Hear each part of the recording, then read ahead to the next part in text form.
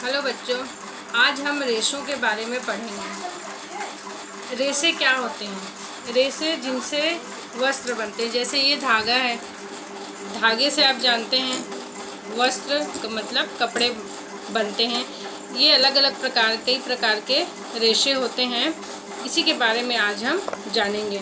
हम आज रेशों के प्रकार देखते हैं कि कहाँ कहाँ से हमें कौन कौन से प्रकार के रेशे प्राप्त होते हैं और उनसे क्या बनते हैं। ये देखिए, रेशों दो प्रकार के होते हैं, एक प्राकृतिक रेशे और दूसरा कृत्रिम रेशे। प्राकृतिक रेशे मतलब जो प्रकृति से हमें प्राप्त होता है। प्राकृतिक रेशे दो प्रकार के होते हैं, जंतुओं से प्राप्त होने वाले और पौधों से प्राप्त होने वाले। जैसे कि कपास अर्थात जिसको हम रुई के नाम से भी जानते हैं, इससे सूती कपड़े बनाए जाते हैं जो अधिकतर हम गर्मी के दिनों में पहनते हैं। दूसरा है यहाँ रेशम, रेशमी कपड़े जिसे हम कोशा के नाम से भी जानते हैं, जो रेशम के कीट से बनता है।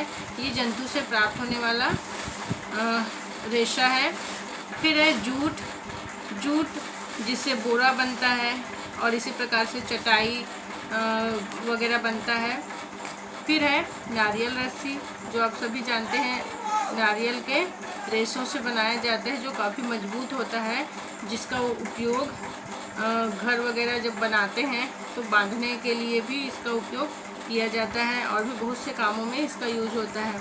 फिर है ऊन भी एक प्राकृतिक रेशा है जो हमें भेड़ से प्राप्त होता है, जिसका उपयोग हम स्वेटर बनाने, शॉल बनाने, कंबल वगैरह के लिए करते हैं। तो इस प्रकार ये प्राकृतिक रेशे हैं। इसके अलावा भी और भी बहुत सारे प्राकृतिक रेशे हैं जो आप अपने आसपास के क्षेत्रों में आप देख सकते हैं।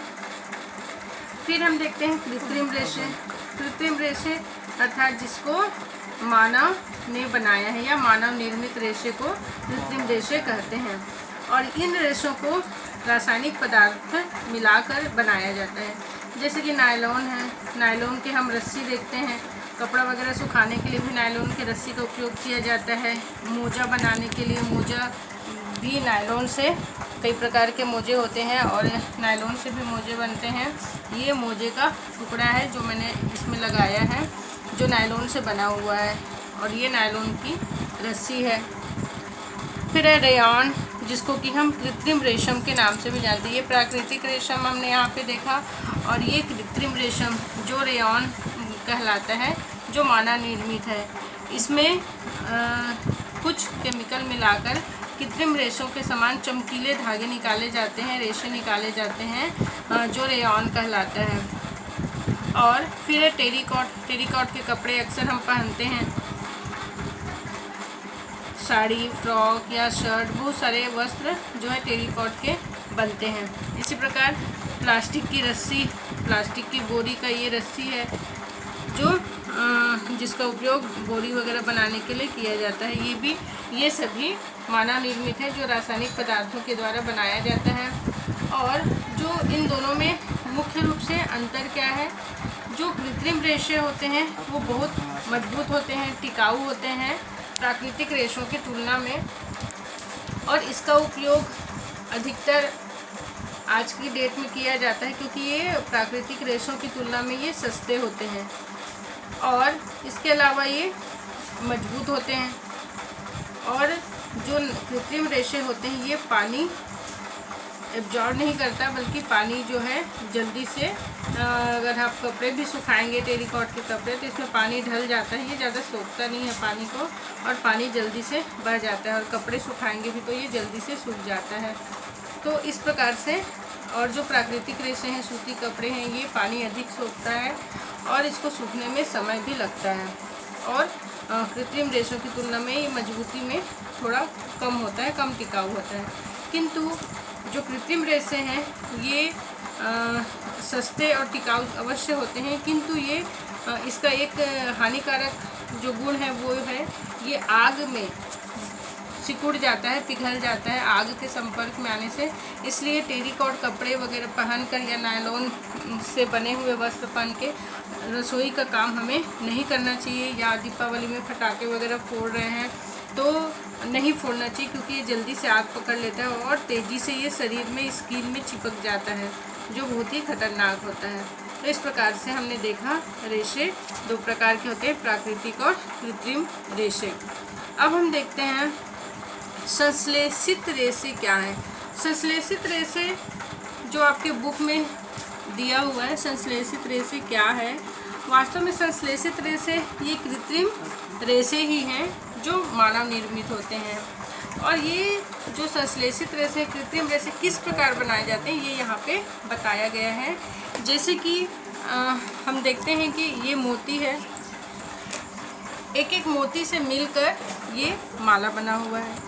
उसी प्रकार से जो संश्लेषित रेशे होते हैं, जैसे ये रेशे हैं, ये एक एक रेशे छोटी छोटी इकाइयों से मिलकर बने होते हैं। जैसे ये माला एक एक छोटी छोटी मोतियों से मिलकर बना है, वैसे ही ये जो रेशे होते हैं ये छोटी छोटी इकाइयों से मिलकर बना होता है, और इन्हें ही हम बहुलक कहते हैं या पॉलीमर कहा जाता है। तो ये संश्लेषित रेशे हैं जो छोटी छोटी इकाइयों से मिलकर बने होते हैं।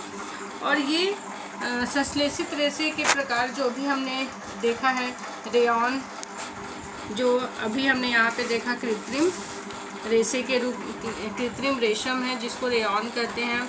और फिर है नायलॉन।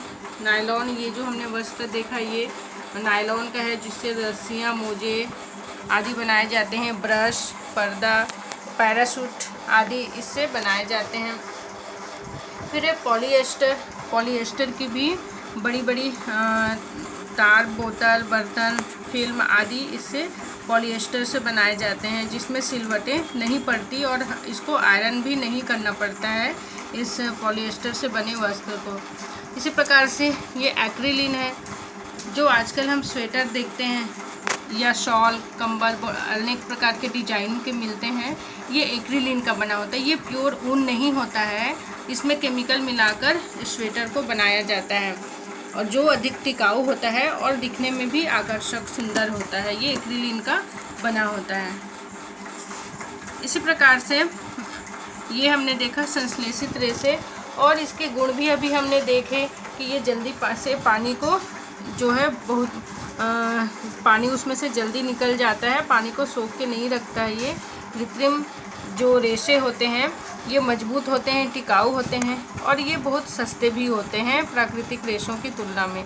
इस प्रकार से संश्लेषित रेशों का ये गुण होता है। अब हम देखते हैं प्लास्टिक। प्लास्टिक के बारे में, जिस प्रकार से ये रेशों को हमने देखा छोटी छोटी इकाइयों से मिलकर बना होता है, उसी प्रकार से जो प्लास्टिक होता है वह भी छोटी छोटी इसी प्रकार से ये इकाइयों से मिलकर बना होता है।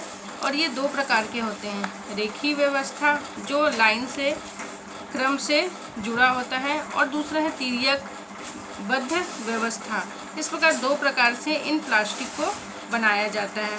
अब प्लास्टिक के उपयोग आप देख सकते हैं, जैसे स्केल है, ये भी प्लास्टिक का बना हुआ है। ये छोटी छोटी डिब्बे हैं, अब बहुत सारे आपके घर में होगा, ये सभी प्लास्टिक की बनी हुई हैं। आज पेन है, पानी बॉटल है, ये सभी प्लास्टिक के बने हुए हैं। आज की डेट में प्लास्टिक का सबसे ज़्यादा उपयोग हो रहा है, क्योंकि प्लास्टिक सस्ते होते हैं और मजबूत भी होते हैं, और इसको ये हल्के होते हैं, इस कारण से इसका उपयोग हम अधिक करते हैं। इसके अलावा ये प्लास्टिक जो है ये विद्युत का कुचालक होता है, जिसके कारण इसमें करंट वगैरह लगने का भी डर नहीं रहता है, और न ही ये धातु का नहीं होने के कारण इसमें खाने की सामग्री रखने से वो ख़राब भी नहीं होता है। जैसे लोहे या स्टील के बर्तन में अचार वगैरह ख़राब होता है, लेकिन प्लास्टिक के बर्तन में नहीं होता है। तो इस प्रकार इसका उपयोग हम कर सकते हैं। ये जो प्लास्टिक है यह भी 2 प्रकार का होता है। यहाँ पर आप देख सकते हो कि 2 प्रकार के प्लास्टिक हैं। एक है थर्मोप्लास्टिक। थर्मोप्लास्टिक किसे कहते हैं? ये थर्मोप्लास्टिक है जो आसानी से मुड़ जाता है, ये आसानी से मुड़ जाता है, सिकुड़ जाता है। तो ये जो है जो आसानी से मुड़ जाता है, सिकुड़ जाता है, किसी भी रूप में इसको हम डाल देते हैं, ये जो है थर्मोप्लास्टिक कहलाता है। ये स्केल है, आसानी से मोड़ेंगे ये टूट जाएगा, ये थर्मोप्लास्टिक है। इसके अलावा ये कंघी है, ये भी थर्मोप्लास्टिक का उदाहरण है। इसी प्रकार से बहुत सारे हमको मिल जाएंगे जो आसानी से टूट जाते हैं, मुड़ जाते हैं, सिकुड़ जाते हैं। ये सब थर्मोप्लास्टिक कहलाता है। जो कि जैसे कि पॉलीथीन है, ये भी प्लास्टिक के अंतर्गत आता है। और इसके अलावा दूसरा है थर्मोसेटिंग प्लास्टिक। थर्मोसेटिंग प्लास्टिक किसे कहते हैं?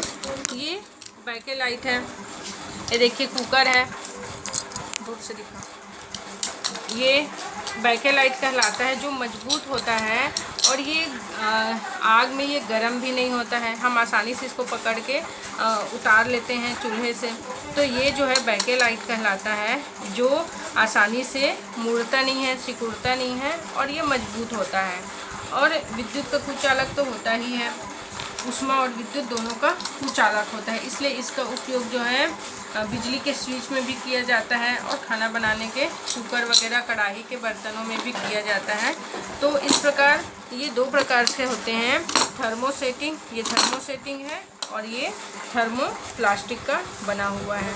और हम देखते हैं प्लास्टिक का इतना उपयोग इसीलिए किया जाता है क्योंकि ये बहुत आसानी से उपलब्ध होते हैं, हल्के होते हैं और मजबूत भी होते हैं और विद्युत के कुचालक होते हैं।